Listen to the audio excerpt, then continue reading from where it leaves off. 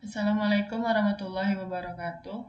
Perkenalkan, nama saya Niswa Mas'uliyah dengan NPM 233510338 dari kelas 4B.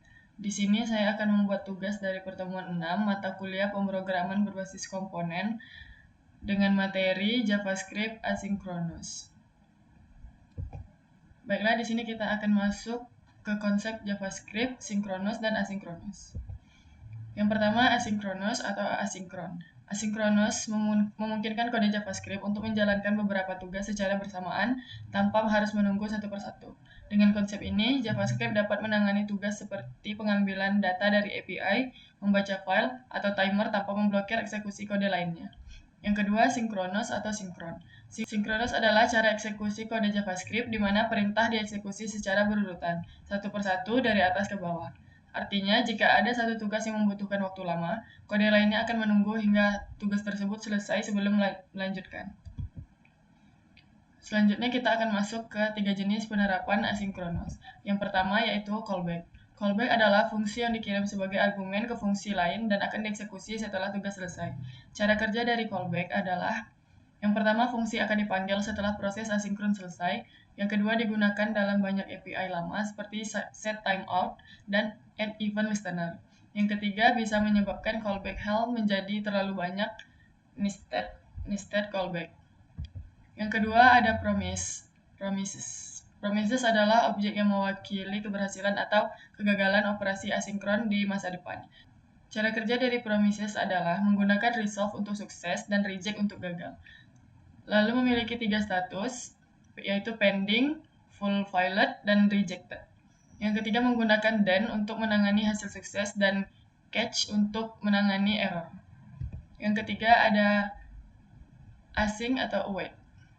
Async atau await adalah cara modern untuk menangani operasi asinkron yang lebih mudah dibaca dibanding then. Cara kerja dari async dan await ini adalah menggunakan kata kunci async untuk membuat fungsi asinkron, menggunakan await untuk menunggu proses selesai sebelum melanjutkan eksekusi kode.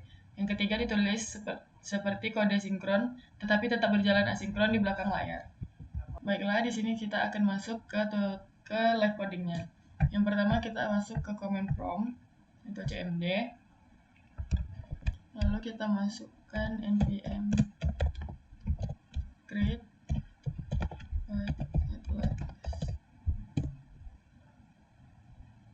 lalu kita buat nama projectnya pbk t6. Di sini kita pilih view, lalu javascript. Di sini kita masukkan cd nama folder yang sudah kita buat tadi. Lalu kita masukkan npm install. Kita tunggu hingga prosesnya selesai.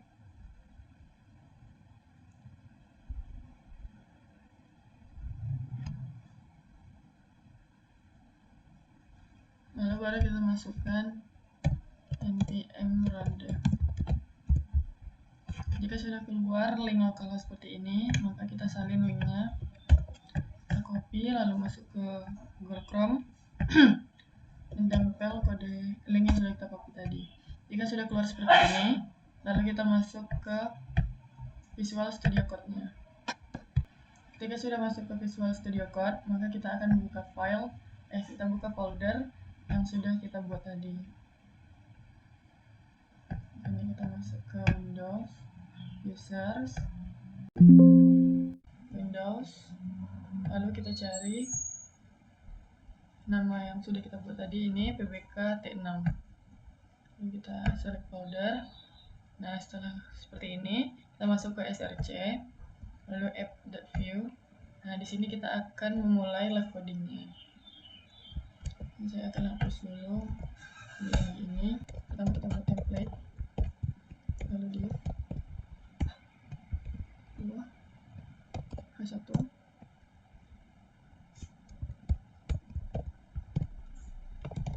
panggilan pengguna. Lalu kita buat button di sini. Di dalam sini kita buat add client sama dengan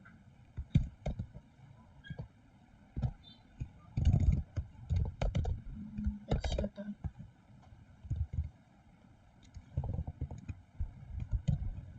Dan masukkan callback.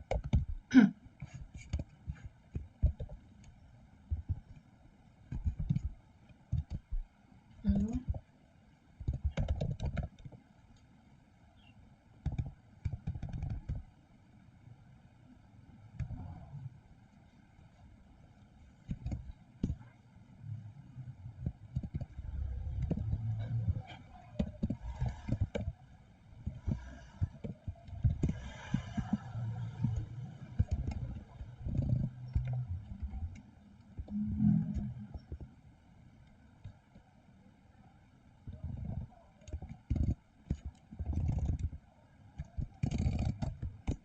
sini kita buat login lagi,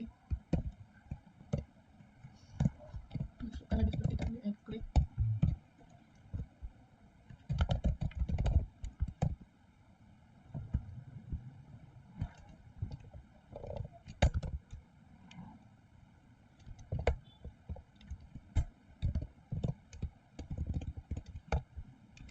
Lalu masukkan promise. Di sini masukkan lagi button.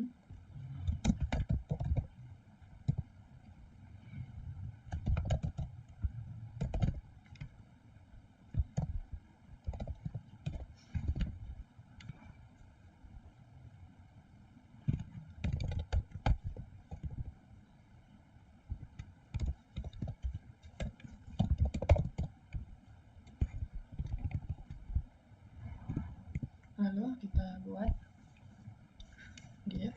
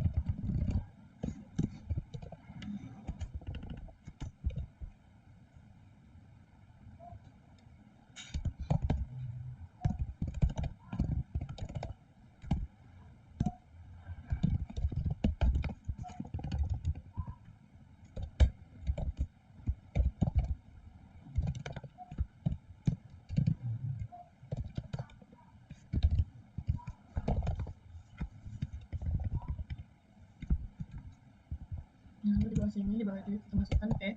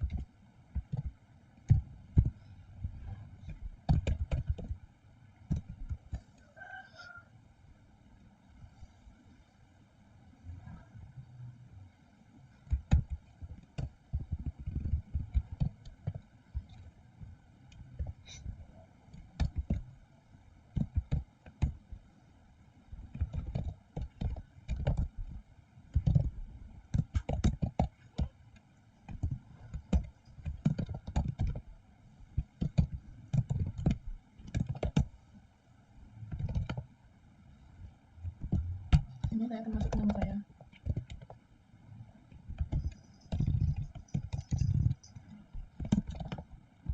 Lalu umur saya.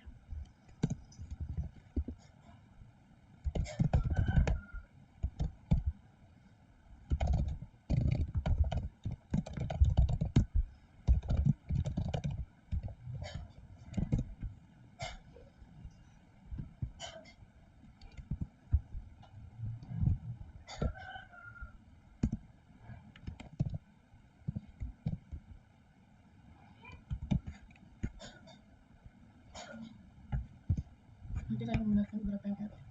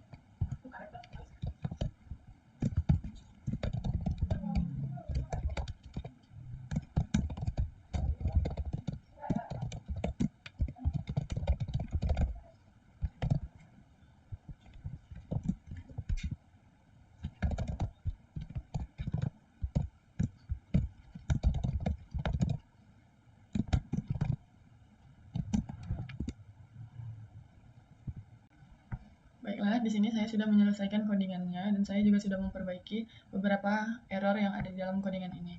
Sekarang mari kita lihat hasil outputnya.